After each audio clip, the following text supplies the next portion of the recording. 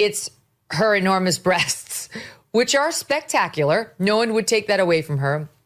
But controversial opinion, Allie, I object to this. I disapprove of the dress she wore because it's completely see-through. You can see her entire nipples. She reminded me of Kim Kardashian, who overshares. I wouldn't wear one anymore. What do you think? Disgusting. Why? Any girl with any decency would never walk in straight with them on. But they might wear one of the... Disgusting. Why? Well, I don't know. It's really disgusting. I wouldn't wear one. Try and catch on in Wolverhampton.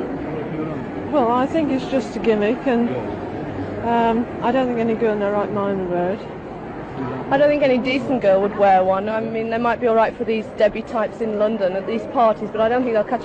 The problem, though, which is raised by this whole discussion, too, though, is how can they be helped to maintain the standards that they themselves would like to attain?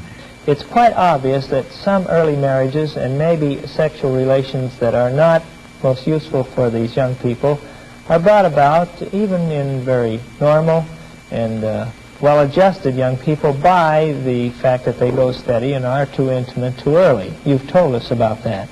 But aren't there some other kinds of sexual behavior and other causes besides this that we ought to think about? By and large, the sexual delinquent is usually not a well-adjusted adolescent in general. And unhappiness and frustration in school or at home or in his general adjustment, I think often finds an outlet in sexual acting out. Sometimes the adolescent going a lot farther than he or she would like to. So that you can, I think, often correlate the extremes of sexual behavior in adolescence with general unhappiness, of which this is just one expression. What can parents and teenagers do to maintain the kind of controls and standards which the culture expects of them and which they themselves would like to have?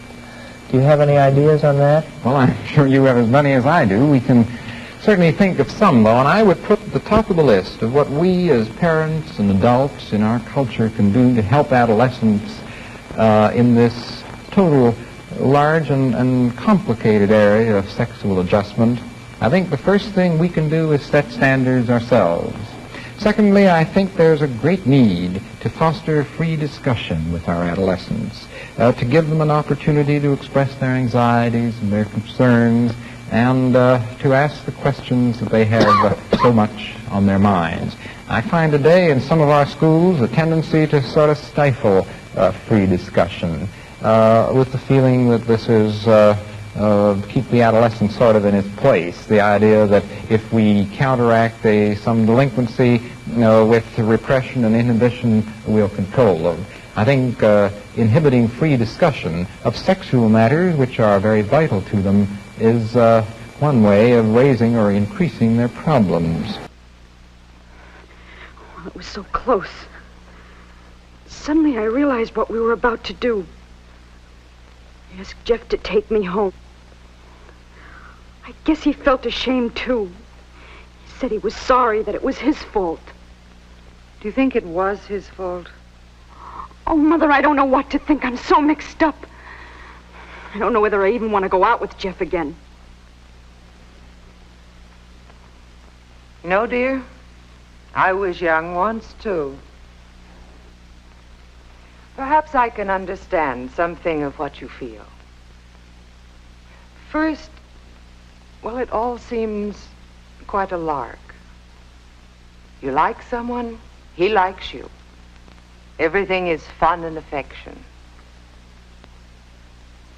Then, all at once, you can find yourself in a situation where your physical urges fight against your reason. Then those fine thoughts of love and affection can suddenly get twisted. Mother, is it wrong to feel warm and affectionate when you're with a boy you really like? No, dear, it is not wrong. Because this feeling can grow into a love that will last. It's the way happy marriages are built.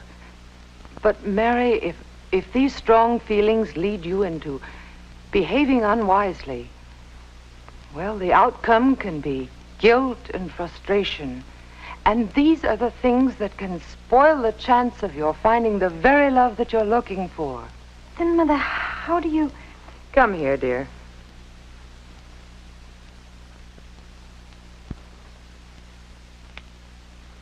In the height of emotion, it's not always easy to stop and think things through.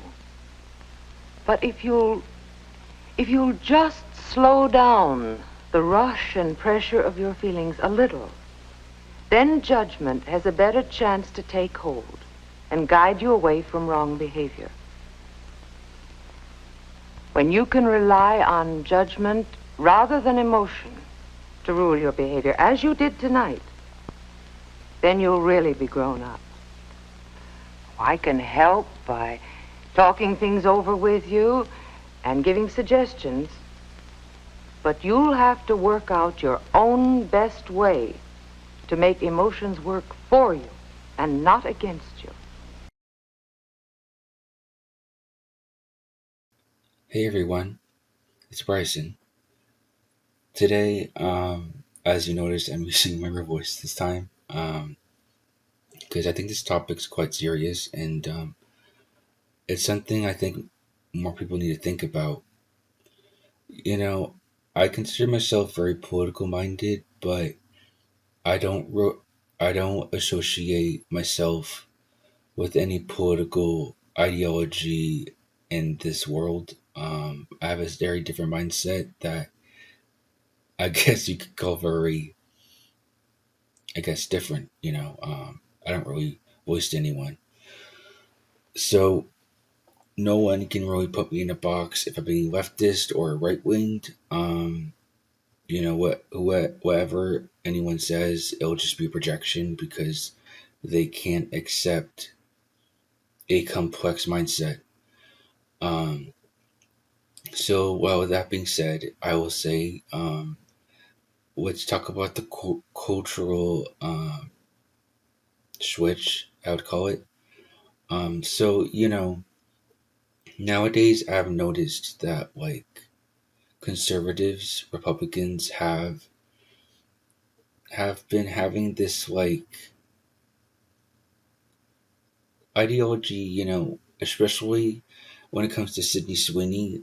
All I see online nowadays is a lot of these red-pilled YouTube channels. They talk about, oh, look, Sydney Sweeney is so conservative. She's so base. She's so feminine, right? But you see her posting a lot of these half-naked pictures, flaunting, her assets a lot. And guys and women are acting like this is, so, like, traditional, which I really raise an eyebrow at. Because I will say a good example, like I've posted in clips before this message. People back in, the 20th century, women, men, they associated promiscuity,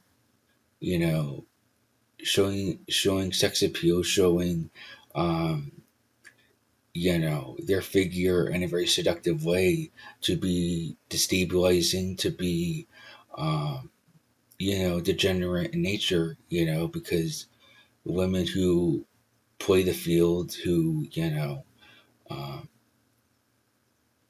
flaunt their identity in terms of sexuality, and that's a huge issue. And if you would put someone if you would put a 1940s woman in front of a 2026 woman, it's a total different, perspective. Because, considering the fact that a lot of progressive and leftist types, activists, they would say that, being feminine, being, traditional is, like, bad, right? To be pretty is bad. So now we have these other new version of conservatives saying that being sexual and feminine is based and is being traditional, which honest, like I said, it's just very, incorrect, and it's not traditional at all. I mean, these same conservatives who complain about OnlyFans and this whole hypersexualization of the society, they're propagating the same thing because they are, you know, advocating Sydney Sweeney, you know, which I really don't understand. And for the record, these conservatives are saying, oh, calling Sydney Sweeney mid is just jealous women on the left. And that's not true because I consider Sydney to be mid because yes, she's not extremely attractive. I mean, visually, the only reason why people say that she is hot or attractive is because she's just being sexual and sexualizing herself. And honestly, I find nothing really attractive about Cindy Sweeney. I really don't understand the popularity or the I guess you could say attention she's getting. I could name probably like 20 or 50 different actresses that are more respectable than she is.